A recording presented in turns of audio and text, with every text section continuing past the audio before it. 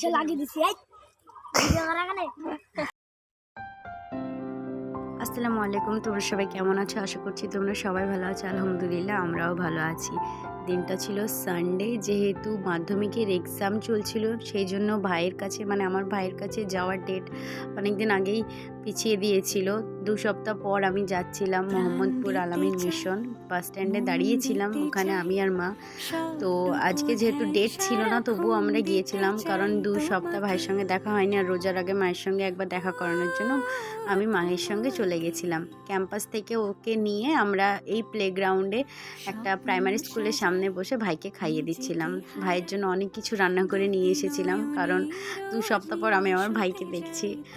ভাইকে তোমরা হয়তো জানো যারা আমার ভ্লগ দেখো যে ভাই আমার হাতে খেতে পছন্দ করে, তো ভাইয়ের জন্য মাগুর মাছ, দেশি মুরগির মাংস, তারপরে আলু সেদ্ধ খেতে পছন্দ করে, আরও অনেক কিছু, বিরিয়ানি রান্না করে নিয়ে গেছিলাম, মিষ্টি, অনেক কিছু ভাইকে খাইয়ে দিয়েছিলাম। খাওয়ার পর একটু আমরা গল্প করছিলাম একসঙ্গে বসে বসে, আমি, মা, ভাই, একটা আন্টি ছিল, ভাইয়ের একটা বন্ধু ছিল। তারপর আমি ভাইকে অনেক কিছু দিলাম, যেগুলো আমি নিয়েছিলাম তার মধ্যে এই কিটক্যাট যে দুটো আছে এইটা পার্সোনালি আমার দেওয়া এটা ভাইকে, কারণ আমার গিফটের জিনিস আমি আবার আমার ভাইকে গিফট করেছিলাম। আর এই যে ক্যাম্পাসটা দেখছো এটা হলো আমার ভাইদের ক্যাম্পাস, মোহাম্মদপুর আলামিন মিশন। ভাইরা এসেছে প্রায় 3 বছর হলো, তার মধ্যে 1 বছর হয়তো ভাই স্কুলে পড়েইনি, কারণ ভাইয়ের একটা অ্যাক্সিডেন্টলি বাড়িতেই ছিল একটা বছর।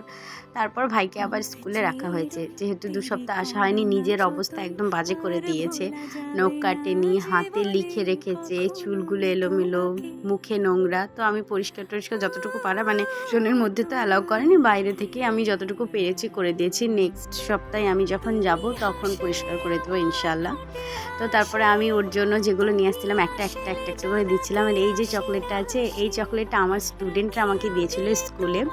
ভাই আবার হোস্টেলে মানে নিজের রুমে গেল ওগুলো রাখতে। তারপরে ভাইকে রেখে আমরা বাড়ির দিকে যাচ্ছিলাম। এই বাচ্চাগুলো মাথায় করে বস্তা বোঝাই করে জিনিস নিয়ে যাচ্ছিল। ভাইকে রেখে আমরা রওনা দিলাম বাড়ির উদ্দেশ্যে, আমি আর মা। অনেকক্ষণ দাঁড়িয়ে থাকার পরও বাস আসছে না, খুব মন খারাপ করছিল ভাইয়ের জন্য। তো বসেই আছি, আমি আর মা গল্প করছিলাম। মানে রোদটা প্রচণ্ড পড়তে লেগেছে এখন থেকে, শীত না যেতেই। গরমের সময় কিভাবে থাকবো সেটা আমি এখন থেকে ভাবছি, কারণ এখনই প্রচুর রোদের তাপ শুরু হতে লেগেছে, এখনও তো গরম পড়া শুরুই করেনি। আম পাকা গরম তো পড়েই রইলো, তখন যে কি করব। তো বাসে উঠে পড়েছি। আর এখানে আমতলার এটা মোড়, আমতলার সাইডে বেশি কন্টেন্ট ক্রিয়েটার পাওয়া যায়, যেহেতু এইদিকে বিশাল বড় বড় কন্টেন্ট ক্রিয়েটাররা থাকে।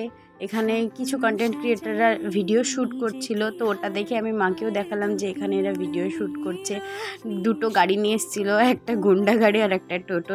দুটোর মধ্যে অনেক কিছু জিনিসপত্র ছিল। তারপরে চলে এসেছি আমরা বেলডাঙ্গা সাইডে, এটা হলো কাজিসার রাস্তা। এখানে একটা পলাশ ফুলের গাছ দেখেছি আমি, হলুদ পলাশ ফুল। আমি লাইফে ফার্স্ট হলুদ পলাশ ফুল দেখেছি, আর এটা আমার প্রচুর ভালো লেগেছে। সেই জন্য আমি মোবাইলে ভিডিও করে ক্যাপচার করে নিয়েছি। আর একটু দরকারের জন্য আমরা বেলডাঙ্গাতে নেমেছিলাম। এই ছোটো প্রেশার কুকারটা দেখে আমার খুব ভালো লেগেছে, সেই জন্য প্রেশার কুকারটাকেও ক্যামেরা বন্ধ করেছি। এবার আমরা বাড়ি যাচ্ছি। তো ভালো লাগলে ভিডিওটা লাইক কমেন্ট শেয়ার করো।